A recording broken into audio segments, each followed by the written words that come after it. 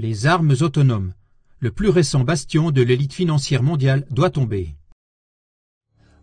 Les armes autonomes décident et agissent de manière indépendante à l'aide de l'intelligence artificielle sans influence humaine. Elles sont encore en cours de développement, mais déjà elles maintiennent la communauté mondiale dans le suspense. De quoi s'agit-il exactement et quel est le problème? Les armes autonomes, aussi appelées robots tueurs, sont considérées comme la troisième révolution pour faire la guerre. Tout comme l'invention de la poudre à canon et des armes nucléaires dans le passé, les systèmes d'armes autonomes ont radicalement changé la façon de faire la guerre. Les armes autonomes sont des systèmes à action indépendante. Elles sont programmées pour identifier et attaquer des cibles à l'aide de l'intelligence artificielle et sans contrôle humain. Il peut s'agir de drones sans pilote, mais aussi de navires, de chars, de lance-roquettes, de robots et d'autres armes. Les systèmes d'armes entièrement autonomes dotés d'une intelligence artificielle capable d'apprentissage ne font pas encore officiellement partie intégrante des armées de ce monde. Depuis 2014, les Nations Unies tiennent des pourparlers à Genève dans le cadre desquels 75 pays négocient une interdiction des systèmes d'armes autonomes mortels afin de réglementer les robots tueurs. Un accord n'est pas réaliste parce que certains États poursuivent leurs propres intérêts. Selon les militants pour la paix, 26 États, dont l'Autriche et tous les pays en voie de développement, sont favorables à l'interdiction de ces armes. La Chine s'est prononcée en faveur de l'interdiction de leur utilisation. On dit que les États-Unis sont totalement opposés aux restrictions de leur développement. En Allemagne aussi, il y a des entreprises qui participent à ce développement et qui alimentent ainsi la course internationale à l'armement. Mais pourquoi les armes autonomes sont-elles si demandées? Par exemple, par l'armée américaine, plus de soldats américains meurent actuellement par suicide que par action avec l'ennemi. Ils peuvent difficilement s'identifier aux guerres dites humanitaires, qui ne sont en réalité que des guerres d'agression stratégique, et à cause de la cruauté de la guerre, qui vise même la population civile, ils souffrent de détresse morale à vie.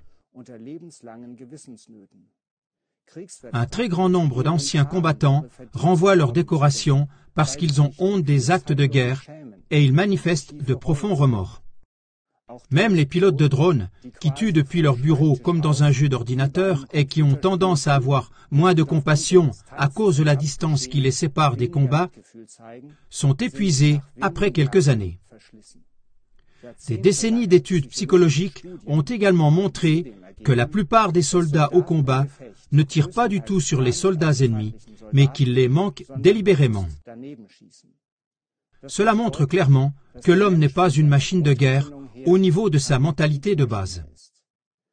Les mouvements pacifistes et les manifestations dans le monde entier soulignent ce fait.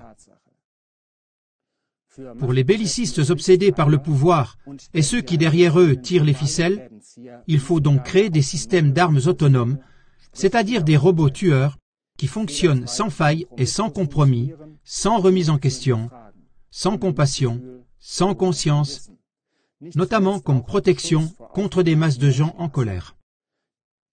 Parce que de plus en plus de gens voient clair dans les diverses connexions mondiales et ne sont plus disposés à être exploités et instrumentalisés.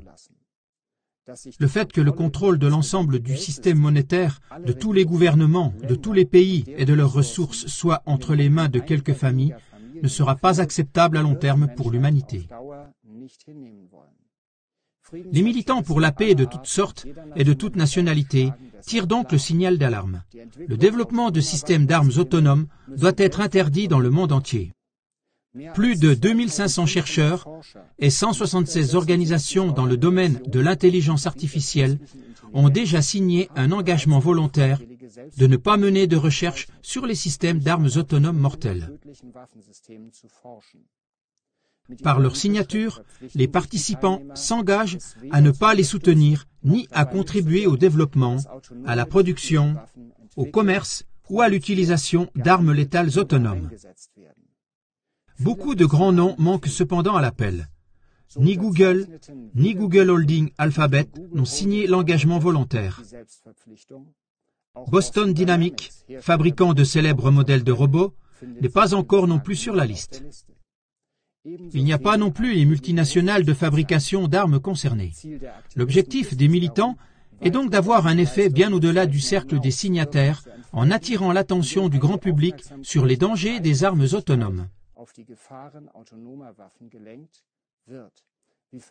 Un court-métrage intitulé « Slaughterbots », en français « Robots massacreurs », montre à quel point les armes autonomes peuvent déjà être dévastatrices.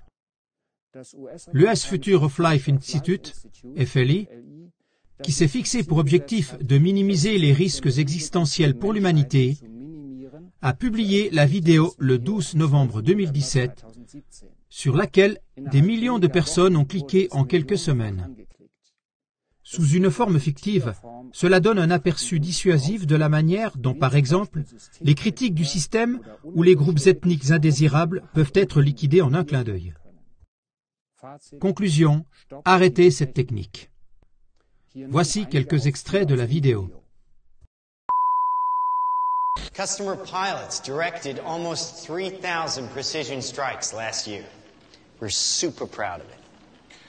It allows you to separate the bad guys from the good. It's a big deal. But we have something much bigger.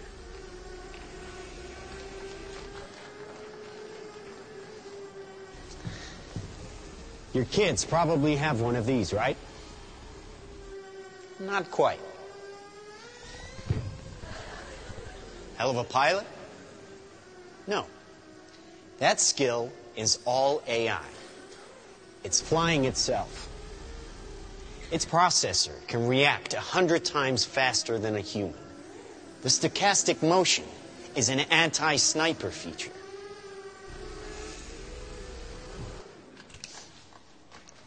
Just like any mobile device these days, it has cameras and sensors, and just like your phones and social media apps, it does facial recognition. Inside here is 3 grams of shaped explosive. This is how it works.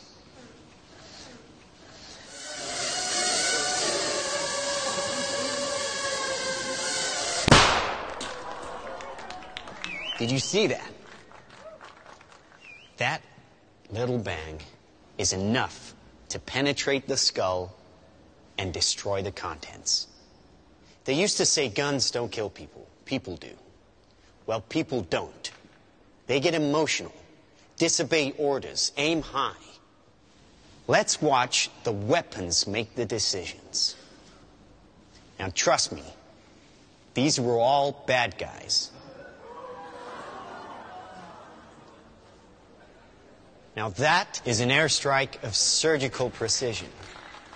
It's one of a range of products. Trained as a team, they can penetrate buildings, cars, trains, evade people, bullets, pretty much any countermeasure. They cannot be stopped.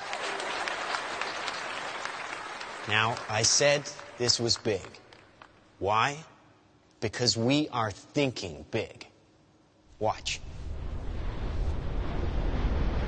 A $25 million order now buys this. Enough to kill half a city. The bad half. Nuclear is obsolete. Take out your entire enemy, virtually risk-free.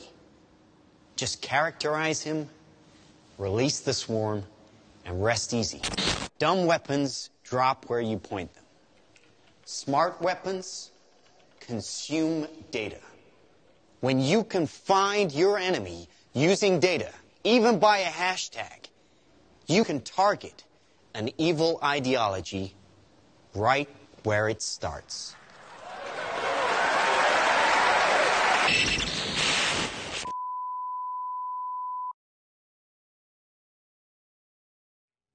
This short film is more than just speculation.